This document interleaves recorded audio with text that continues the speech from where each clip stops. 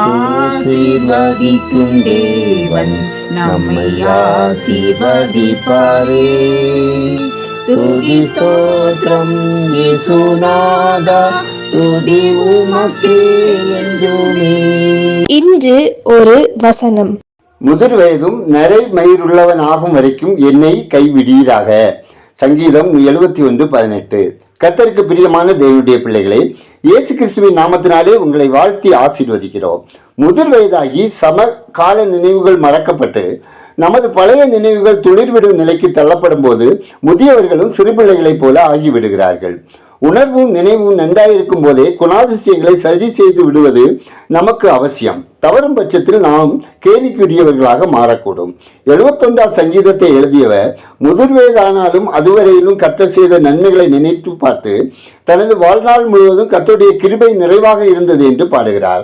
தன்னை கைவிட வேண்டாம் என்று ஜெபிப்பது தான் சுகமாக வாழ வேண்டும் என்பதற்காக அல்ல, இந்த சந்ததிக்கு கர்த்தருடைய வல்லமையும் வரப்போகிற யாவருக்கும் கர்த்தருடைய பராக்கிரமத்தை அறிவிக்கும் அளவும் தன்னை கைவிட வேண்டாம் என்றே ஜெபிக்கிறார்.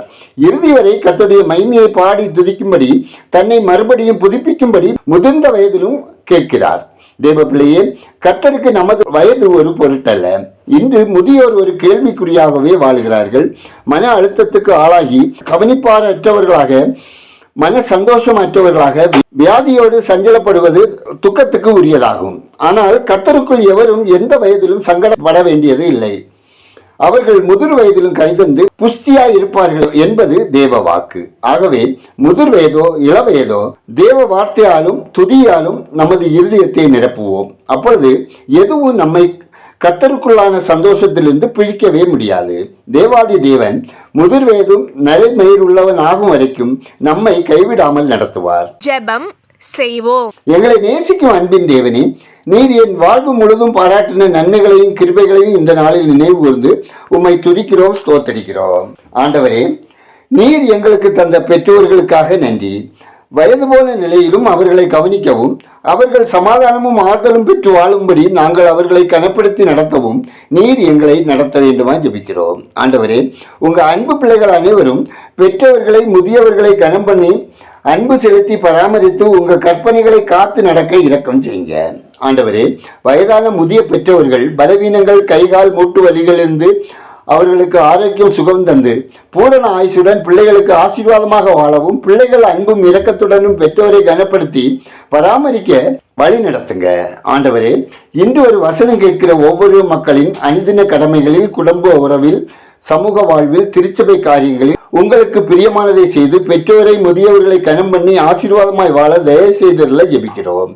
ஒவ்வொருவரின் அப்பம், தண்ணீர், பொருளாதாரம், வருமானம், வேலை, தொழில், வியாபாரம், விவசாயம் ஆசீர்வதிக்கப்படவும் நன்மை செய்தவர்களாக வாழவும் ஜெபிக்கிறோம். ஆண்டவரே, ஒவ்வொரு குடும்பத்திலும் தேவ சமாதானம் நிறைவாய் பெருகவும், பிள்ளைகள் கர்த்தருக்கு பயந்து தீமைக்கு விலகி தங்களை காத்துக்கொள்ளவும், போதை அடிமைத்தனத்தில் சிக்காதபடி காக்கப்படவும் தேவரீர் காத்துக்கொள்ள ஜெபிக்கிறோம். தேவனே, அந்தகாரத்திலும் அஞ்ஞானத்திலும் அறிவீனத்திலும் வாழும் சகல மக்களுக்கும் தேவரீர் இரக்கம் செய்து சகலவித அறியாமையும், இருதய கடினத்தையும், சத்தியத்தை அசட்டை செய்யும் துணிகரத்தையும் அவர்களை விட்டு நீக்கி அவர்களை மன்னித்து ரட்சித்துக் கொள்ள ஜெபிக்கிறோம். கர்த்தாவே, பயணம் செய்கிறவர்கள் தேவ பாதுகாப்பை பெற்றுக் கொள்ளவும், ஆபத்து மோசங்களுக்கு விலக்கி காக்கப்படவும், வாகனங்களை ஓட்டுகிறவர்கள் கவனமாய், கருத்தாய், ஞானமாய் செயல்படவும், வாகன விபத்துக்கள் ஏற்படாமல் காக்கப்படவும் ஜெபிக்கிறோம். கர்த்தாவே, வேலைக்காக முயற்சிப்பவர்களுக்கு தகுதிக்கேற்ற வேலை கிடைத்திடவும், திருமணத்துக்காக வரந்தேடும் பிள்ளைகளுக்கு ஏற்ற துணையை ஏற்படுத்தி தந்தரவும், கர்ப்பஸ்திரிகளுக்கு ஆரோக்கியமான பிள்ளை பேர் உண்டாகவும், நெடுங்காலமாய் கர்ப்பத்தின் கனிக்காக காத்திருப்போருக்கு குழந்தை பாக்கியம் கிட்டவும் ஜெபிக்கிறோம்.